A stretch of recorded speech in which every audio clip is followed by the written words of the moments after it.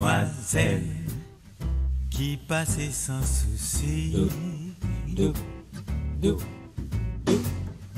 dans vos rêves bien plus bleus que la vie. Et à 9h12, qui est-ce qui vient de nous rejoindre sur le rythme endiablé d'Henri Salvador? C'est Isabelle Martinet pour nous parler du chanvre. Oui. C'est une plante multifonction, on Oui, peut le dire, exactement. utilisée depuis la nuit des temps presque Exactement. pour le textile, etc. Mais même pour d'autres matériaux.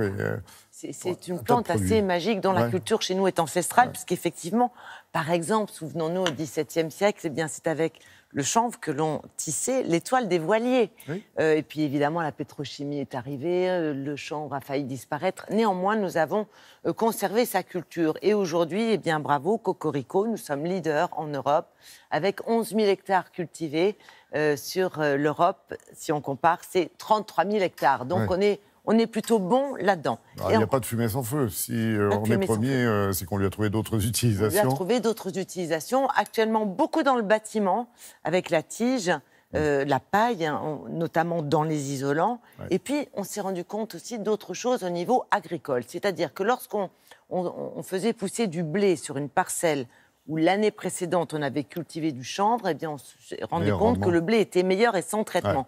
Parce que c'est une plante qui peut pousser sans traitement et donc qui correspond aujourd'hui à la demande, puisqu'on ne veut plus de produits phytosanitaires. Donc on s'est dit, et s'il y avait un débouché alimentaire, cette fois-ci avec la graine?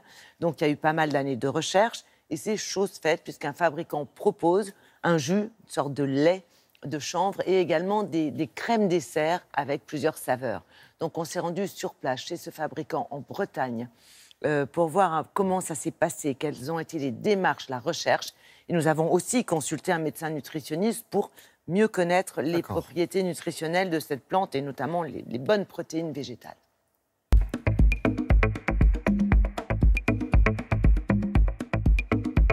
La Bretagne est une région de culture de chanvre, on utilisait la fibre, hein, et nous, on s'est dit qu'il y avait là aussi la graine qui était intéressante à utiliser.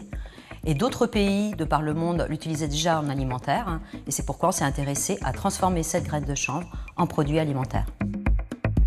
Pour nous, les graines de chanvre, c'était tout nouveau, donc on a mis 3 ans, entre 2011 et 2014, pour sortir les premiers produits à base de chanvre. Avec différentes étapes, il a fallu bien comprendre ce qu'était la qualité de la graine de chanvre pour les produits alimentaires, et ensuite de développer le process pour obtenir un jus de chanvre de qualité. Ça, c'est du béton de chanvre à base de paille de chanvre et de chaux. C'est écologique et respirant. Et ça, c'est de la graine de chanvre. Et c'est dans ce bâtiment qu'on travaille pour l'intégrer dans l'alimentaire. Notre premier dessert que nous avons sorti, c'est un dessert de chanvre au chocolat. Alors pourquoi le dessert de chanvre au chocolat? Parce que ça se marie très très bien avec le goût du chanvre, qui a un petit goût de noisette, et on ne cherche pas à masquer le goût du chanvre. On nous met à disposition un jus de chanvre qui vient du service extraction. D'accord. À ce jus de chanvre, on va ajouter différents ingrédients. Donc à froid, du chocolat, du cacao, du sucre. Ces ingrédients, on va les laisser hydrater toute la nuit. Et le lendemain, on va les pasteuriser pour les mettre en pot chaud. De ces pots chauds, on va les passer dans un tunnel de refroidissement pour obtenir cette texture crémeuse, onctueuse d'un dessert chocolat. Alors, voici une soupe de cresson, un blinis et une panna cotta. Leur grand point commun, ils sont tous réalisés à base de chanvre. Cette année, nous développons une spécialité culinaire à base de chanvre, équivalente à une crème légère fluide. Comme ça. Il y a des possibilités avec le jus de chanvre, avec la graine de chanvre. Donc je pense qu'on n'est qu'au début de cette gamme de produits. Le chanvre contient des bons acides gras qu'on appelle les oméga 3 et les oméga 6 qui sont essentiels et qu'on ne sait pas fabriquer. Il faut savoir que 90% de la population française manque d'oméga 3.